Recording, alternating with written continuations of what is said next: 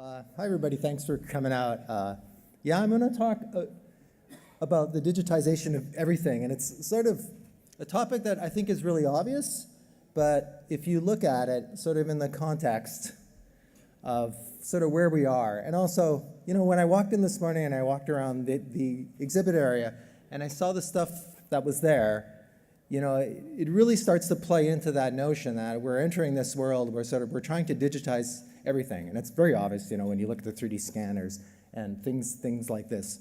What this talk is going to talk about is really some of the more subtle aspects of it. And to some extent, I'm going to be preaching to the choir, and to some extent, it's going to be a little bit of a higher level view. So let me just get right into it. You know, you can think of the 20th century, right, the last century we were in, was really the era of productivity. And that started, you know, with the Industrial Revolution and mass production. And now it seems like we're entering into the era of innovation.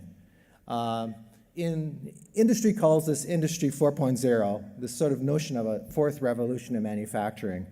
And really what this is composed of, and you can think of it as, it's composed of a couple of key elements. One is this notion of infinite computing, and I'll talk a bit more about that in my talk, accessible manufacturing, and cheap sensor technology. And the key thing is that those are going to be used in combinations to sort of bring about this sort of subtle revolution. I think that's what we're seeing. That's what we're seeing now. And one of the key things, and sort of one of the spin lines that people put on this, is really what's happening is, you know, mass production is transforming into mass customization. So, just to put you in the context of the business that I work for, Autodesk, you know, we're always looking at sort of trends like that. Typical of any large corporation, you're trying to look at sort of these massive worldwide trends. And it was those types of trends that motivated the transformation of Autodesk's own business model starting back in 2012. And I thought Autodesk did this really clever thing. We started to talk about this idea of, like, what is the future of making things?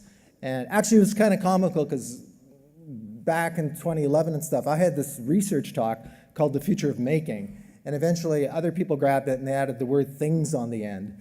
And so I thought, oh yeah, you're right, we're about making things, just not making. But the bottom line is we all started to look at what are the disruptions that Autodesk as a company saw coming, and more importantly, for the customers that we serve. And we wanted people, from a marketing sense actually, just to understand why we were transforming our business model. But then it became clear over time that this is much more than a marketing thing. It was like, no, we're actually entering sort of a different era. Now, this is sort of the proof point slide, right? So if you need proof of the disruptive forces in the market, right, just look at the impact of mobile technology on things like the entertainment market, hospitality, and taxi worlds. And so it's obvious to say, why should any industry, including ours, be any different? And I can assure you they are not. You probably believe the same too. So really what you see here, this phenomenon is digitization is striking and affecting the physical world. And as you probably know, we need to rethink at quite a high and broad level, you know, how we design for it. So if you look at sort of history, you know, Autodesk was founded in the last disruption that hit the world of design. And that's when we went from sort of paper and pen drafting, right? And that was disrupted by computer-aided design and the rise of the personal computer. And so, you know, we essentially moved our customers into this new world. And you can think of that as the era of documentation, right? The digitization of documentation. And subsequently, what happened is, and you guys know this because you're BIM people, you know, the move to 3D brought about the benefits of complex simulation and analysis tool. And this is really sort of part of this shift from really the notion of being productive at drafting to actually doing design innovation using more sophisticated tools. So the key thing here is that CAD went from being, about really documenting a design. So get it out of your head, get it down on paper so you can give it to someone else to do something else with it, typically build it. But it really turned into this notion of we're going to optimize our design, we're going to optimize it in 3D, or we're going to optimize it in as many dimensions as we need to get it optimized. And this is where probably all of us hope that we are today, or at least we're on that path to operating in that manner. But I'm going to argue that we're entering a new era. And this is the era where tools can really take advantage of this so-called infinite computing. And I'm sure you've all heard about the cloud, right? And the real key thing that's happening is like, what do you do with that infinite computing? And really, it breaks down to you can explore a lot larger design spaces. And it's really about designing going from being a process of let's just put our best effort into something until we run out of time, do it, to design being about actually having the best outcome given the constraints and the requirements of the problem. And so this is also coupled with modern times, right? We have infinite computing occurring at a time when we're all becoming very highly connected. And so as you can see, it seems like, with our phones and computers, everything is connected to everything else. And so almost anything has the possibility of entering this digitized world. And when you think about it, it's really almost insane how connected we are. Like when I think of my own lifetime, I jokingly ask my wife, like, what do we used to do before the internet? And I guess we read magazines at this point in time. We've very quickly connected, both at sort of the social family level, but also completely at the business level. And we're not only connected to one another, but we're connected to these virtually infinite computing resources. And this is going to fundamentally change how we design and make and use our products. So specifically, there's sort of three ways in which things are going to change, and you're probably seeing this happen, right? People are much more working with virtual teams. For good or for bad, that's part of our lifestyle now. Like I said, we have access to hugely scalable computing infrastructures. And there's this increasing focus, sort of from the computer science, on this philosophy of open source and sharing. So the value equation on that is changing from these highly proprietary systems to more open systems that you can get substantial pieces of intellectual property and do things with it. And that derives value in sort of more of an indirect way. But there's also advances in physical production, which means how we make things is fundamentally changing. So as you can see from the slide, our methods of production are changing. And the digital world, especially with 3D printing, is used much more to inform what goes on in the physical world, either through prototyping or actually creating the artifacts and objects that will appear and be used in the real world. And also, the access to production has never been more democratized. You get these generic factories where you can assign robots to do a specific task for you, which is very different from the old Henry Ford model of a very specific assembly line. And so, finally, all these combinations are really changing the very nature of all the products that we see, and especially how we use them. Products are becoming increasingly based as much on the software as they are on the physical form. Like the classic example I have this little product, these little home monitors at home. They're little videos you can, little video monitors you can put for security around your home. And the hardware works great, but the software is very poor. And it's completely the combination of them that has to work well for the whole thing to work. And so you really see that the combination of those things is really what brings great value to products in the future. And so it means that, obviously, all the things that we do are going to be increasingly connected. They're also much more mutable, and they're more dynamic, that they can be changed. The classic example that everyone uses is when Tesla found out that they had a problem with their cars bottoming out on roads. They were able to just change the software so the car rode higher under specific conditions. And they just sent out a patch to the car. Nobody came in and adjusted, nobody came in there with a wrench and adjusted the suspension.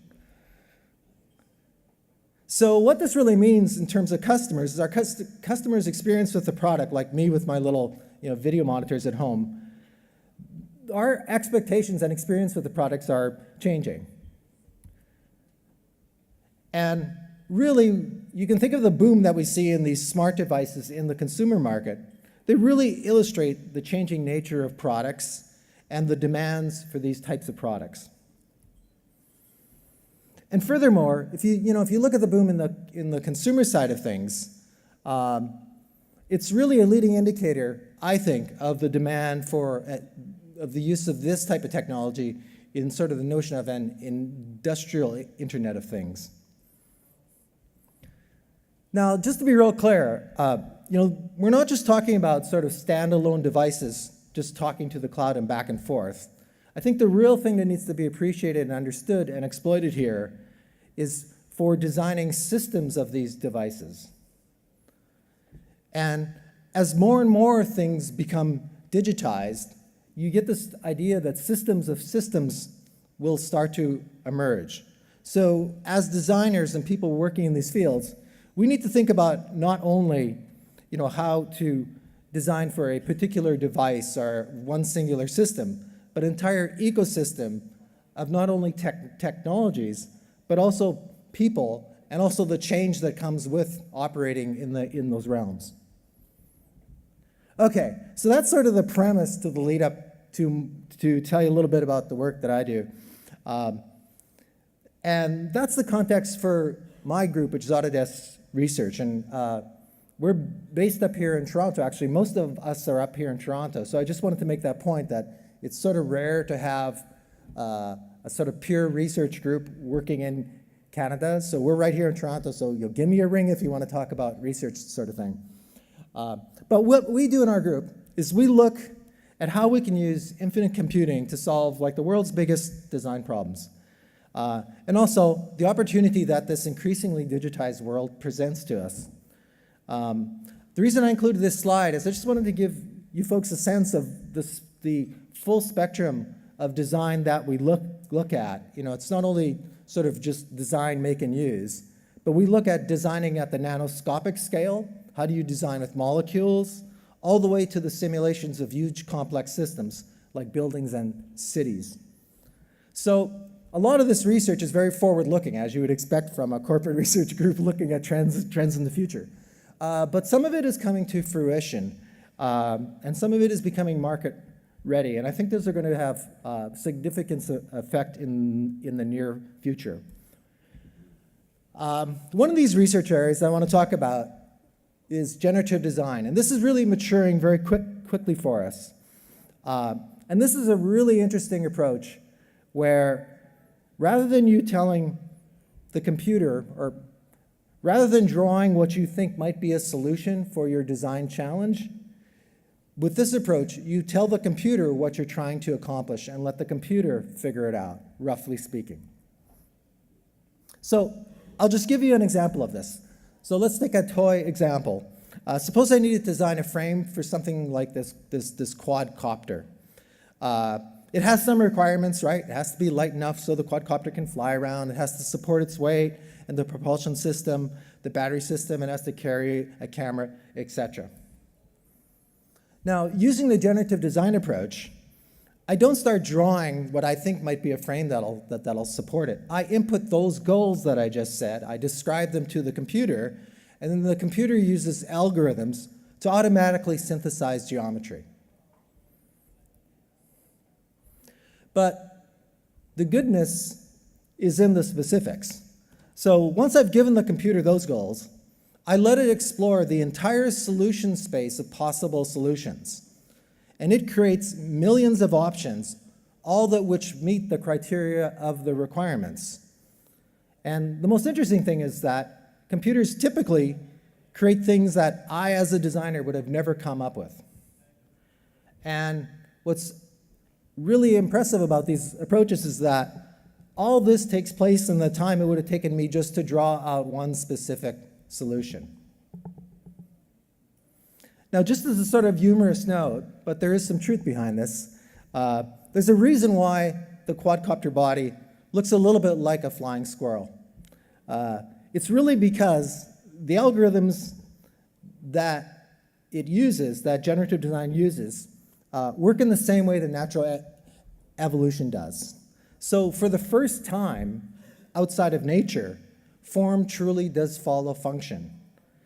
So really what's happening here is effectively we're beginning to have the infinite expressibility that we see in nature available as a design tool.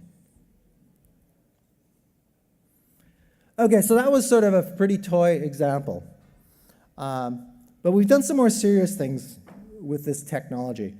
We've recently used it on a project with Airbus to imagine the airplane of the future. And that was a cool video of some ideas of what the airliner of the future could potentially look like. Of course, realizing something like a complete airplane is a huge design challenge, and we're not quite at that stage yet. But we have already made progress in using generative design to reimagine and redesign one of its components. And in this case, it's just the humble cabin partition that separates first class from economy class. And that's the item here shown in pink. And here's the generative design version of that. It's a new 3D printed cabin partition that's stronger than the original, yet only half its weight. And it's because the computer explored millions of options of the way to lay out the struts that it came up with something that was very strong and very, very light. So this is far from being a toy. This lighter, stronger panel will be flying in an Airbus A320 later this year. The great thing about this is once in service, it's going to result in a huge cost saving in fuel over the life of an airliner. So obviously, if you're in the airliner business, lighter is better, especially over the long term. Anyway, my whole point here is that you can see these things that can do very simple things. Already we're finding some really good applications for them in some of these really strong application areas. Okay, so that was generative design. Now I want to talk about another trend that we sort of see potentially being quite disruptive. So what about fabricating all these new things we design? And so many people are talking about 3D printing. I'm not going to really talk about that. But what we're really interested in are advances in robotics. Now, in the media, it sort of becomes popular every decade or so to talk about how people are worried about robots taking away jobs, right? And this is certainly true. I think it will continue to be true. And it's true in many sectors, over the course of the Industrial Revolution. However, after looking into this, I don't think robot technology like the one shown on this slide is going to replace any human soon, right? They're not going to be walking around in sort of these humanoid types of things. So we don't have to worry about that. However, I think it's good to look at not so much robots in the pure sense, but the combination of robots or robotics and what young people will do with those new ideas, right? And that could be potentially disruptive or very informative to the worlds that we're working in. And so in my group, we're really interested in how can robots and humans work in collaboration? And actually, what we're really interested in is experimenting with not only how robots and humans can work together, but what happens when you connect them together with things like mobile technology, networks of sensors, the cloud, and crowdsourcing. So it's the combination of those things that I think produce some really interesting and new elements that are worthwhile exploring and thinking about. So this is a video of this project. Hopefully it'll start, there it goes. So we brought all those elements together at a project at Autodesk University in Las Vegas earlier this year. So we had robots do what robots were good at, which is precision assembly, and we had humans do what they're good at, which is working in the imprecise world and interpreting instructions. We coordinated all the robots and human workers using a network of smartwatches and sensors on the construction materials and on the construction site. And at the center of this was a piece of software that monitored the status of the build and kept track of who was doing what and where. And this software adaptively sent out individual instructions to both the robots, the humans, the watches, and the sensors. So what happened is, using digital technology, we enabled unskilled labor, people just off the exhibition floor at Autodesk University, to collaboratively build a very complicated structure. So really the sort of higher level takeaway is that we sort of, in our own way, digitized a construction process using this host of technologies. So if generative design and robotics are examples of computers thinking and acting in the real world, what about computers perceiving in the real world? And right now, machine learning is very much at the top of its hype cycle, right? And there's some great breakthroughs that are going to be driving a lot of these things. And in the popular press, people talk about, a future with, smart computers replacing humans and things like that. But really I think there's a more interesting way to look at this, is you can look at the Internet of Things as a nervous system for the things that we create. Now, our body has its own nervous system, right? And it just tells us what's going on around us. But the things we create generally don't really have a nervous system. And if they do, it's a very sort of rudimentary one. So they don't have much of an idea of what's happening around them. But what if they did have a nervous system? What if the things we created could stay connected to their design process? Which is an interesting concept, right? Could things sort of sense their world and then change their design? A little bit the way, nature, in some sense, does it. So what the potential here is that our creations could improve their designs and themselves over time. So in our research group, we decided to explore this concept. And we wanted to create a design process that made use of a nervous system. And so, strangely enough, we teamed up with a couple guys from Los Angeles called the Bandito Brothers. And these guys love to build cars and do amazing things with them. And so we started with their love for building these record-breaking cars. And we helped them install a nervous system into one of these cars. And so we took a race car and instrumented it with dozens of sensors throughout the frame. And then we put a world-class driver behind the wheel and had him push the car to its limits out in the desert in California. So using the car's new nervous system, the car recorded everything that was happening to it during the drive, including all the forces that it was subject to. And then we took all that real-world data, which was like billions of data points, and we plugged that into our generative design tool. And we asked it, to make a frame that would withstand the forces, but make it a super lightweight frame. And this is what our generative design tool came up with. And what's interesting about it is that this is a custom chassis, but it's custom for that specific driver and that specific track. So it's very much just tuned, so this precise thing based on a lot of real data about how this thing will interact within its own sort of real world. And also notice that this is pretty much a design that's impossible for a human to do, yet a human did do it. There were a lot of choices that the designer made along the course of getting the computer to design this, the choice of the algorithm, et cetera, et cetera. So it wasn't like we didn't take a human out of the picture. There was probably even more humans involved than ever. But what it really shows is that you can, using infinite computing, you can augment the design process using generative design in combination with advanced robotics, because that's what we're using to actually fabricate the frame, and this notion of a digital nervous system. Okay, so let me summarize. So this example that I talked about with the car and working with the Bandito brothers is an example of sort of one convergence. And that's really the convergence of designing something, making it, and using them. So those are not, I don't see those as sort of separated things like they were in the past. There's going to be a lot of information going from using back to designing into making, etc.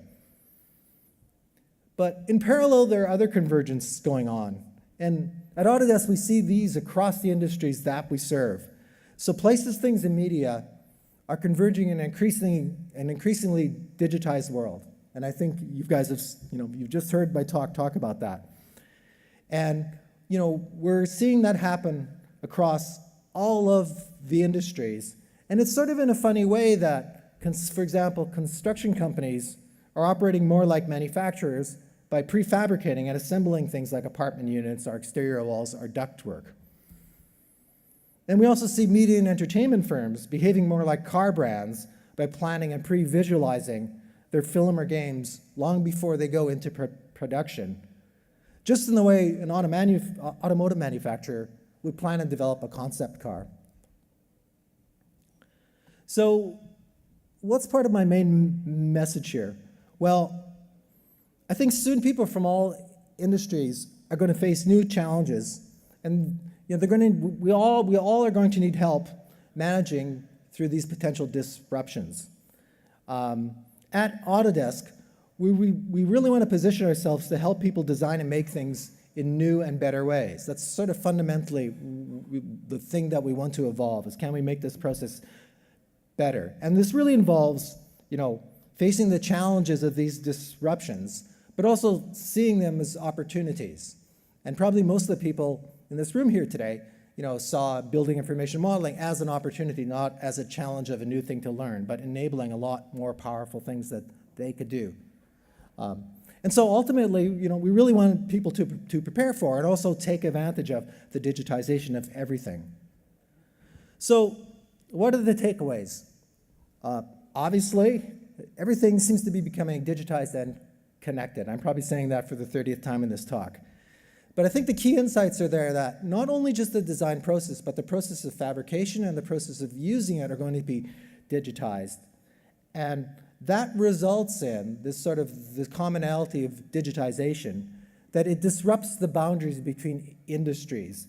I remember years ago going to Autodesk University and thinking, wow, this would be great if I was like an animator looking to switch into the architectural field, because I could just go over here and talk to these guys about doing animations for walkthroughs for their buildings. And that's sort of a typical example from the past of how the industries start to blend together. And the most key thing, and I thought sort of the positive note, is that I think this is a good thing. I think new value is going to arise of the digitization and the tracking of everything, and the analysis of the built world. Just like we saw with the rise of the internet, companies like Google started off as being able to search, but then the real value came in other ways that they can make use of the data that they derived over time from search. So that concludes my talk, and I thank you for your attention.